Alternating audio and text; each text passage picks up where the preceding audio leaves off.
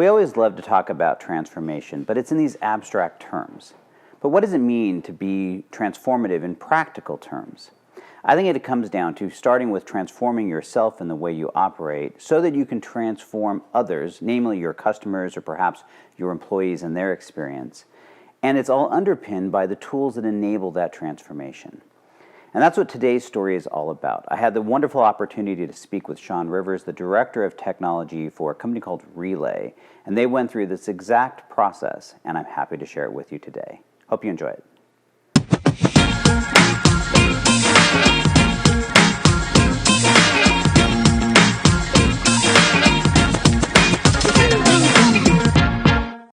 Sean, thanks for joining me today. I'm really excited about this conversation. It sounds like you're doing some really interesting things, and I think it's going to be really fun to just explore what that is and how all these pieces fit together. But let's start by just sort of setting the table and tell me a little bit about yourself and your organization, and so we all kind of understand where you're coming from. I'm Sean Rivers. I'm Director of Technology for Relay Inc. We are a company based in Raleigh, North Carolina.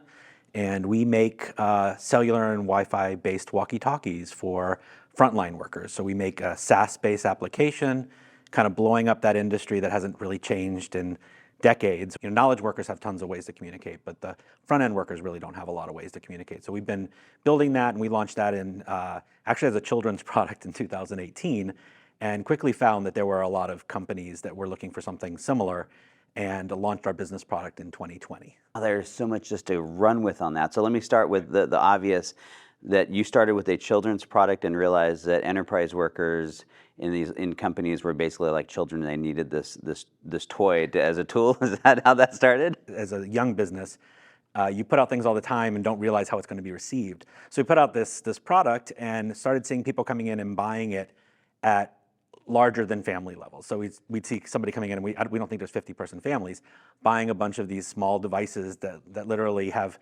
pictures of animals on the stickers with animals in the box. And we realized that maybe we had something that was a little bit more useful for the business. So we actually retooled, worked with a few lighthouse customers to kind of get us in the right direction, and then launched in 2020 a product that was designed from the ground up for businesses. So I'm trying to imagine this, so maybe you can describe it as this. I'm really hoping, I've been on my Star Trek kick lately, going through like the entire franchise from start to finish, and so I'm really, looking for my Star Trek communicator. Is that sort of what this is?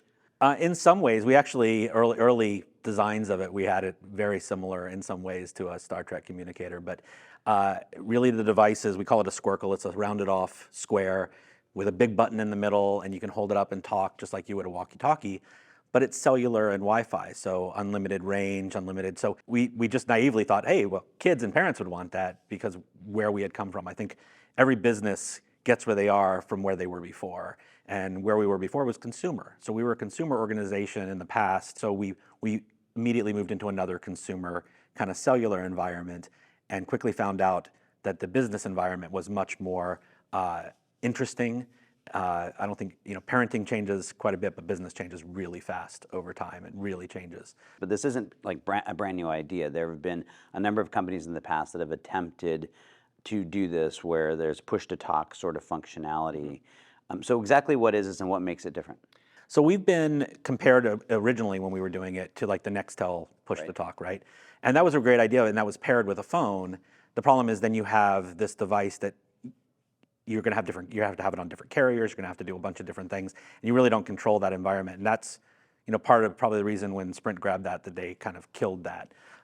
And we wanted to do more than just beep and say words, and that goes to a group of people. We wanted to be able to do, full workforce management and things that you can do on a newer phone, on a smartphone, where tracking where somebody's physically at, getting an idea of how they're spending their day, provide panic or incident management kind of capabilities and stuff like that. We're trying to provide value to the business. So we felt like we needed to have our own product so that we could deliver a true push-to-talk with translation capabilities and indoor and outdoor location tracking and stuff like that. In order to do that, a phone just was not the way to do it. So what I think is interesting about this is it epitomizes something that I talk about all the time, and this is that if you're going to actually create competitive differentiation in the market, you have to transform the nature of the experience that you were in fact delivering. And it sounds like that's exactly what this solution is doing. And I'm curious, how your customers are seeing that. I think they see it as an extension of what they were already doing. That mindset of moving from a walkie-talkie was our first way of getting them.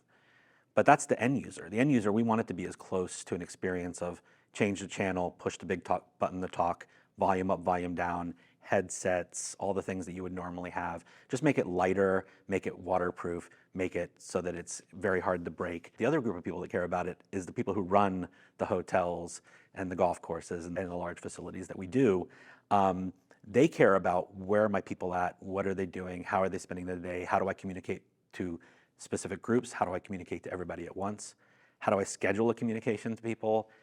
These kinds of things are hard to do in a walkie-talkie world, but in a SaaS world. So what you're really talking about is leveraging this to actually collect data in various forms, right? So is your SaaS platform providing that data layer where I'm actually now able to use this information in some way, or is it purely like operational? Yes, I mean, it depends on the company. If we're working with a medical facility, of course we have to do the data a little bit differently because they have regulatory requirements.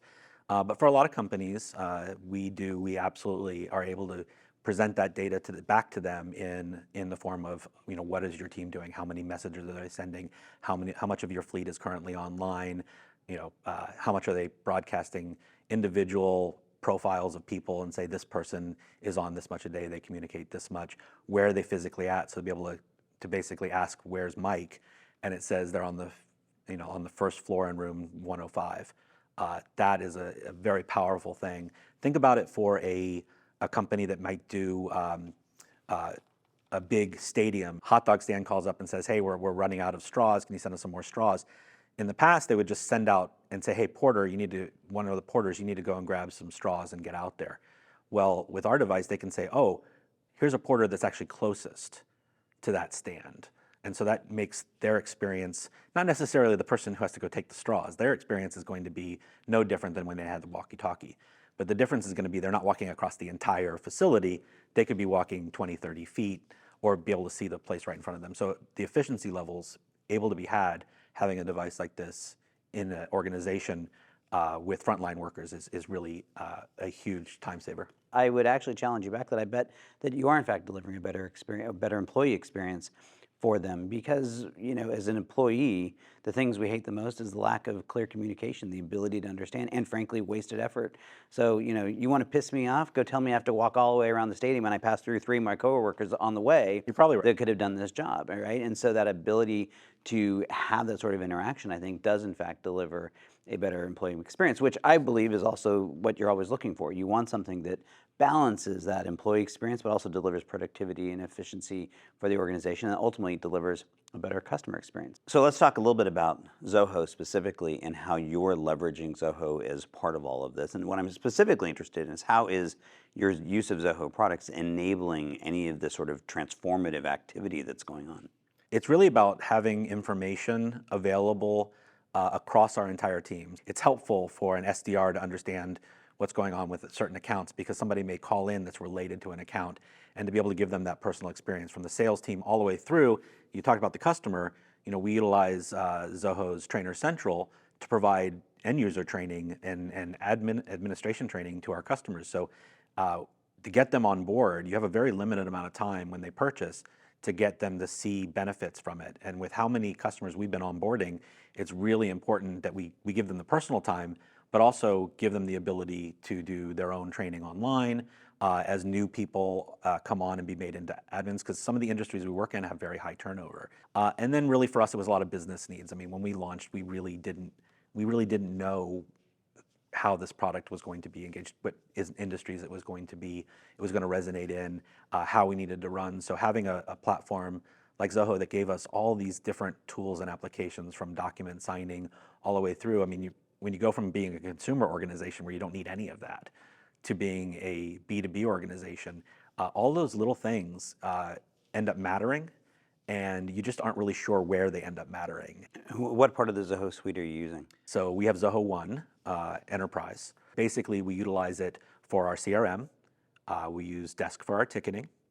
So those already are talking to each other, which is something we didn't have in previous lives, is making sure that the CRM and the ticketing platform are talking to each other live. We're utilizing Zoho Flow as a way for us to prototype new experiences for our support or for our teams, because new things come up all the time. Sometimes they're short-lived, and it allows us to build up these prototypes. Forms, so forms from our website, forms from different events, because we go to lots of trade shows. We're also utilizing Trainer Central. We're utilizing Connect as an internal intranet for us to communicate. We use WorkDrive for our Marcom Central. So if you think about nowadays with email, it gets very complicated, especially with the new stuff with Google, right? To send out an email to people if you have an attachment.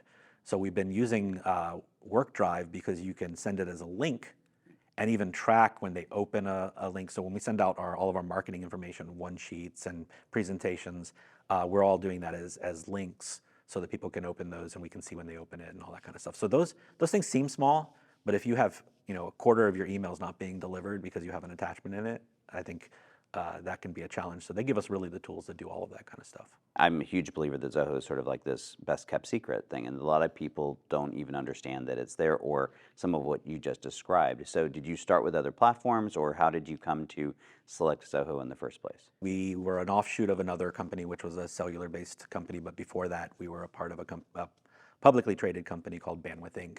Originally. So I've been with them for all this time, and we've I think Bandwidth Inc. used a different CRM, a very large one, and we put that all in place. And then our next one, we used the CRM for a while, and then we moved to no CRM because we were consumer oriented. So we went from B2B to consumer oriented for our cellular business. And then when we moved in and started doing the B2B focused relay, we realized we needed to bring something back in the door. And I'd been watching Zoho. I thought what they had was cool, but not quite ready for us when I first looked at it. And then we started using Connect as an intranet. We had lost some of the intranet tools that we were using. People weren't using it the way we liked them to. So we started using Connect, and everybody really liked it. So I said, well, if I got to put all this in place and I don't know what we need, I don't know what tools we need, this gives us all the tools that we could need and probably more. And that really kept us from having to think about tons of tools, because every negotiation, every system you go to negotiate could have slowed us down by months.